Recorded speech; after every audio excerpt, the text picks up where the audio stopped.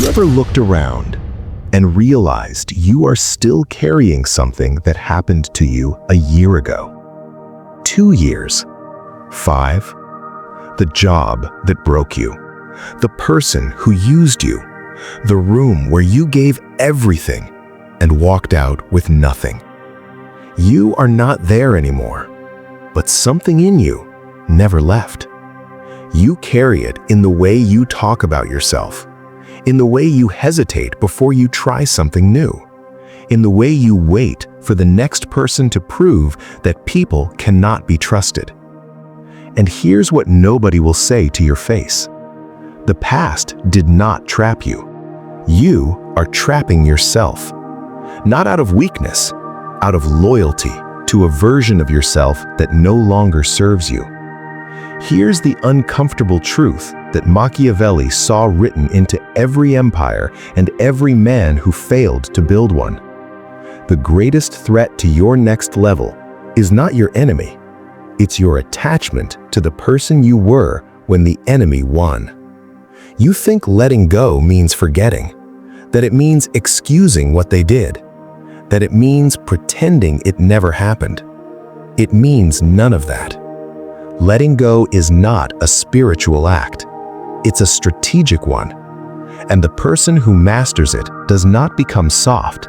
They become dangerous. Subscribe now and turn on notifications, because what follows is going to ask you to make a decision that most people will spend their whole lives refusing to make. And that decision is the reason some people enter the next level, while everyone else stays exactly where they are. In 1513, Niccolo Machiavelli lost everything. Not slowly, not gradually, in a single season. He was arrested, tortured, stripped of his position as Secretary of Florence, a role he had held for 14 years. He was exiled to a small farm outside the city. No income, no influence, no access to the rooms where decisions were made. The man who had advised governments, negotiated with kings, and shaped the political architecture of one of the most powerful cities in the Renaissance world was now farming. And the question that would have crushed most men was sitting right in the center of his life. Who are you when everything that defined you is gone? Most people in that position do one of two things. They spend their energy trying to get back what they lost, writing letters, calling in favors, performing loyalty to people who no longer see them, living in the past as if the past is something that can be recovered. Or they collapse. They let the loss become their identity, the person who was wronged, who was stripped of what they deserved, who never got the credit, who never got the chance. Machiavelli did neither. He sat down at a small writing desk in a farmhouse and began to write, not letters begging for reinstatement, not complaints about the injustice. The Prince, the most influential political philosophy document in the history of Western thought, written by a man with nothing, who had released his grip on everything he was and found something larger in the space that opened. That is not a story about talent. That is a story about the art of letting go. Here is what most people misunderstand about the past. They think the past is something that happened. It is not. The past is something you are continuously choosing to participate in right now. Every time you explain yourself using a story that started 2 years ago, you are choosing the past. Every time you hold back from a new relationship because of what the old one did to you, you are choosing the past. Every time you hesitate in a room because of the room that shut you out, you are choosing the past. The event ended. Your relationship to it did not. And that distinction is everything. Think about the snake not as a metaphor you have seen on an Instagram post, as a biological fact. The snake does not shed its skin because it decided to grow. It sheds because if it doesn't, the old skin becomes a prison, too tight, too rigid, unable to accommodate the body that has grown beneath it. The snake does not mourn the old skin. It does not keep pieces of it for sentimental reasons. It leaves it completely and continues. You are no different. The identity you are holding on to, the one built around what happened to you, around what they did, around who you were in that chapter, it was never meant to be permanent. It was skin, and you have already grown past it. The question is not whether you need to shed it. The question is how long you are willing to suffocate inside something you have already outgrown. Let me ask you something, and I want you to actually stop and answer this. Not in your head with a quick nod. Actually feel it. What is the story you keep telling about yourself that starts with what someone else did to you? The boss who passed you over, the partner who left, the friend who betrayed, the system that failed you. That story is real. What happened to you was real. But who gave you permission to make that story the foundation of your identity? Who told you that the wound was the most important thing about you? Because here is what I know about wounds, and Machiavelli knew it too. He wrote about men who had been crushed by circumstances beyond their control, and he made one specific observation. The wound only becomes your story if you stop moving. The moment you keep moving, the wound becomes a different thing entirely. It becomes information. It becomes the map that shows you exactly where the ground is soft and where to step differently. Marcus Aurelius governed an empire while his body was failing him, while his children were dying, while generals he trusted were betraying him. And he wrote privately, not for publication, not for performance. The impediment to action advances action. What stands in the way becomes the way. He was not telling you to be grateful for your pain. He was telling you that your pain is the most precise map you have ever been given. The question is whether you are using it as a map or carrying it as a weight. 99% of people hearing this will nod, will feel something, will close this video and pick up the same story they have been carrying. Only 1% will decide that today the story changes. Which group are you in? If you are in the 1%, comment right now, "I shed the old skin." Because only the people who are willing to name what they are releasing are the ones who actually release it. And stay, because the next section is the most precise and most dangerous thing I will say in this entire video. It is not about healing, it is about strategy. The person who truly wants to enter the next level does not just emotionally release the past, they strategically audit it. They ask the question, not why did this happen to me, but what is this past costing me right now, today? Because the past has a price, not in memory, in present tense energy. Every time you return to the story of what was done to you, your nervous system responds as if it is happening now. Cortisol rises, focus narrows, the brain shifts from creative mode to survival mode. You are not thinking about your next level. You are defending against a threat that no longer exists. In the body, in the room, in time. You are spending your most valuable cognitive resource on a war that ended without your permission. And while you were fighting that old war in your head, someone else, who let theirs go last year, is building your future. Not because they are smarter, not because they suffered less, because they reallocated the energy. Amazon lost money for 7 consecutive years, not because Jeff Bezos was lucky, because he refused to be managed by the fear of loss. Every analyst was telling him that the past pattern of failure proved future failure. He looked at the same data and asked a different question. What am I building with this? The pain was real, the losses were real, the criticism was real. He did not pretend otherwise. He simply refused to let the past be the frame through which he read the present. That is not positivity. That is the most aggressive strategic move available. Think about your workplace. A coworker sends you an email with a sneer. Oh, finally got it right for once.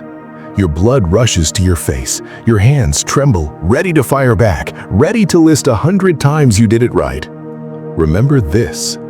They're not screaming at you. It's you who is screaming at yourself. The coworker pushed a button, but who installed the button? The last time someone undermined you, the last boss who dismissed you publicly, the last room that made you feel small. You carried that out with you. You installed the mechanism, and now anyone who looks like that person, anyone who uses that tone, anyone who occupies that kind of power position can activate you without even trying. The person who has shed their past receives the same email and feels something entirely different. Not invulnerability, not coldness, clarity. They respond from strategy, not from the wound. That distinction changes every outcome. In the office, in the relationship, in the financial decision made from fear versus the financial decision made from position. But here is the layer that most letting go conversations skip, and it is the most important one. You are not just carrying what happened to you. You are carrying who you were when it happened. The version of you that was in that relationship, that was in that job, that made those decisions, that trusted the wrong people, that said yes when it should have been no. You have judged that person harshly and silently. And every time you approach something new, every time opportunity arrives, that internal verdict rises. You already failed this before. You already trusted and lost. You already tried and it didn't work. That is not the past holding you back. That is you holding yourself back on behalf of the past. Epictetus was a slave. He had every reason to define himself by what had been done to him. Instead, he developed a philosophy built on a single radical distinction. What is within my control and what is not? He could not control his condition. He could not control what his master did. He could control his response, his interpretation, the meaning he assigned to the event, the version of himself he chose to carry forward. That distinction is the entire discipline of letting go, not the elimination of pain, the refusal to let pain determine identity. So if this is landing, and you know it is, drop the series name in the comments. Internal Mastery. 2 words. For the people who are deciding that the next chapter is not written in the handwriting of the last one. Because everything that follows is the operating system for how to actually do this. Not the inspiration, the method. Law 1, the snake principle. Shed or suffocate. Identity is not permanent. It was never supposed to be. The person you were, in the relationship that ended, in the job that broke you, in the city you left, in the family system that defined you, that person was not you. That was a version of you, adapted to a specific environment. And that environment no longer exists. But the adaptation is still running, like software written for an old operating system being forced to run on a machine that has moved 3 generations forward. The software slows everything, crashes at unexpected moments, produces outputs that don't make sense in the current context because it was not designed for now. It was designed for then. The shedding is not optional. Not for the person who wants the next level. The snake that refuses to shed does not keep its old skin, it dies inside it. The person who refuses to shed the identity does not preserve who they were, they prevent who they could become. Ask yourself this: what is one belief you are still running that was installed by an environment that no longer exists in your life? Sit with that. because the belief is not wrong. It was accurate for then. The question is whether you are living in then or in now. Machiavelli knew this firsthand. He wrote The Prince not as the man he had been, the secretary, the diplomat, the insider.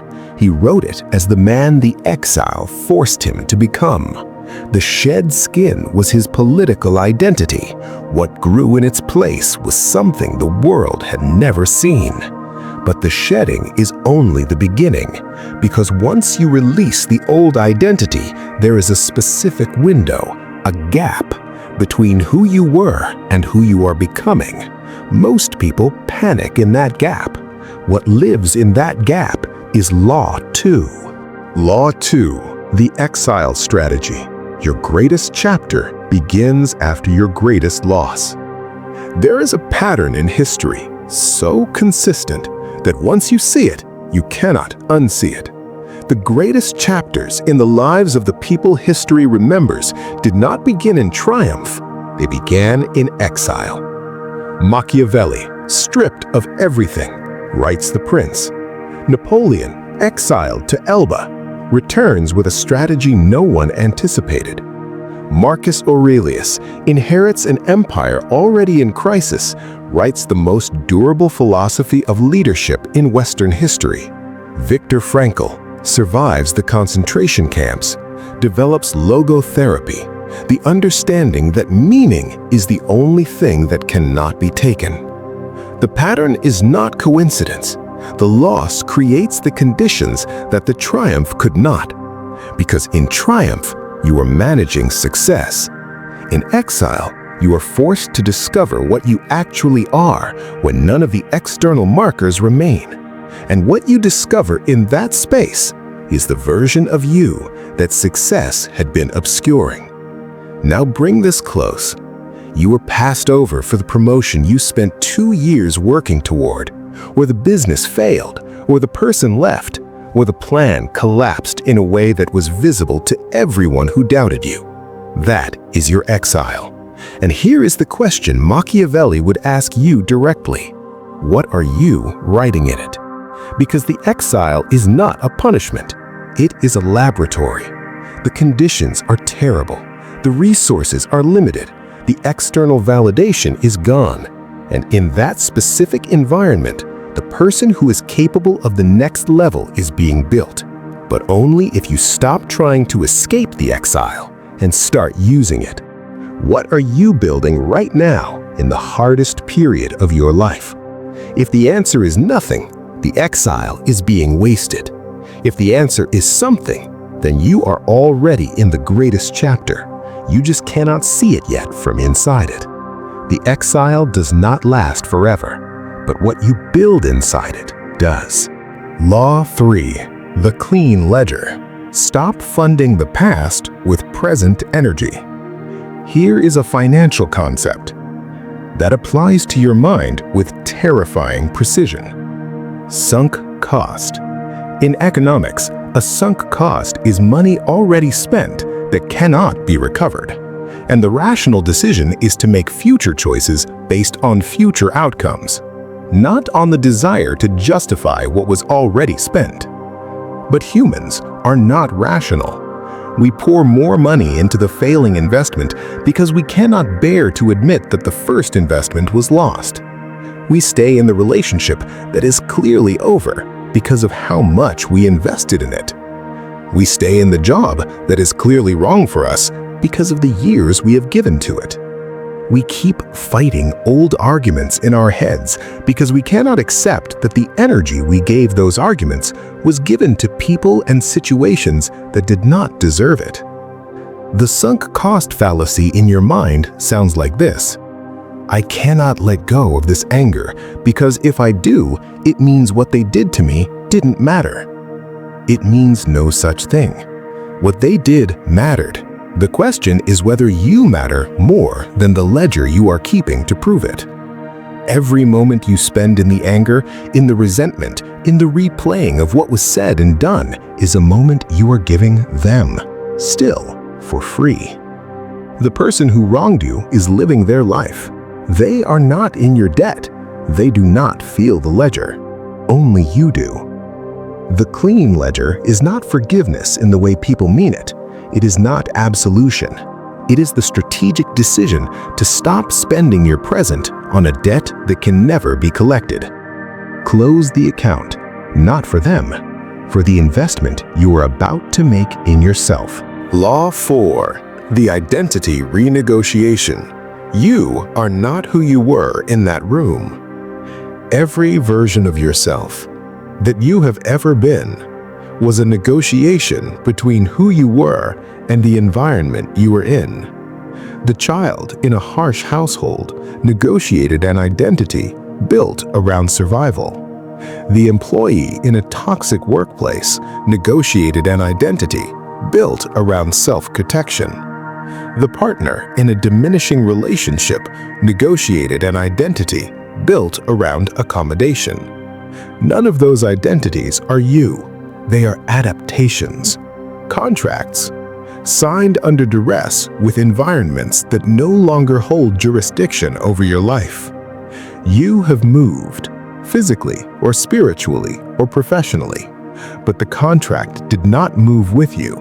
And so you arrive in a new room with a new set of possibilities, still running the terms of an agreement you made in a different life. Nietzsche called it the will to power, not power over others, power over the versions of yourself that circumstance tried to make permanent. The renegotiation sounds like this. In that environment, I learned to be small. That served me there. Here, it does not.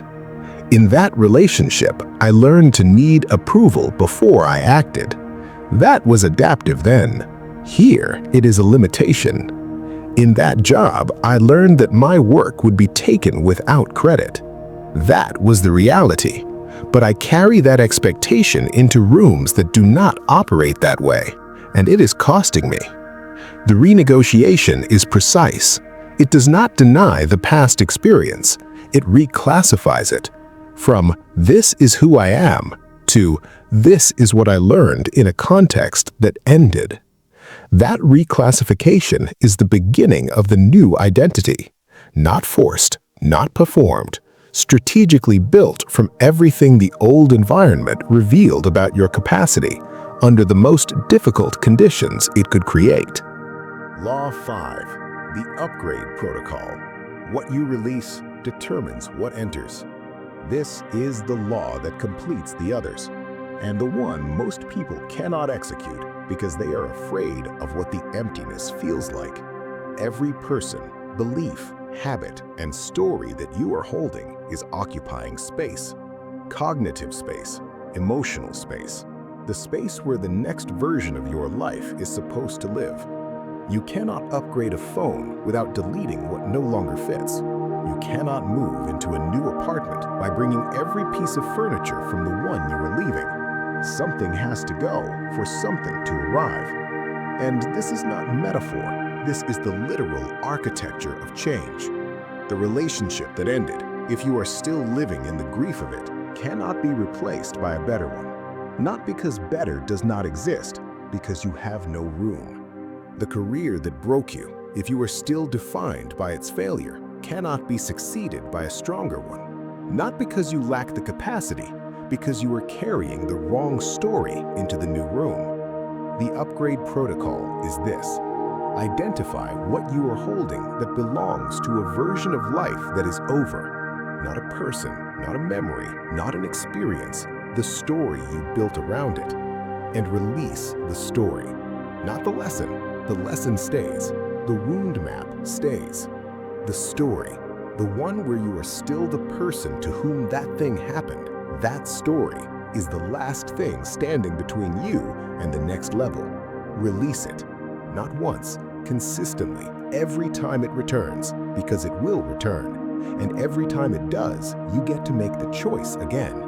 The choice that Machiavelli made in a farmhouse. The choice that Epictetus made in chains. The choice that Marcus Aurelius made in a dying empire. I am not defined by what happened to me. I am defined by what I choose to do next. Every empire that ever collapsed was building the next civilization in its ruins.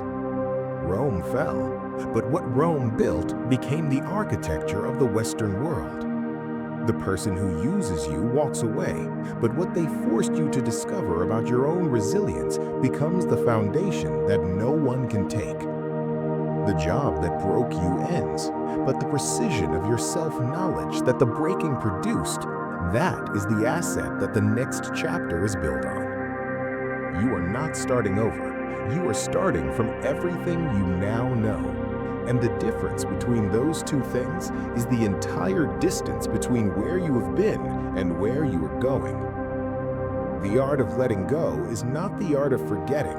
It is the art of redirection, of taking the energy that the past has been consuming and pointing it forward deliberately, strategically, without apology to anyone who needed you to stay small. The next level does not reward those who suffered most. It rewards those who used the suffering most precisely. You have the raw material. The question is whether you are going to build with it or carry it. That decision belongs entirely to you, and you can make it right now. If this changed how you see what you are holding, go and watch They'll Hate You for Winning, Let Them, from the Dark Wisdom series. Because once you shed the past, the people who needed you weighted down will show themselves immediately, and you need to understand what to do when that happens. Subscribe, turn on notifications. The Internal Mastery series is just beginning, and the next video goes deeper than this one. Progress over perfection.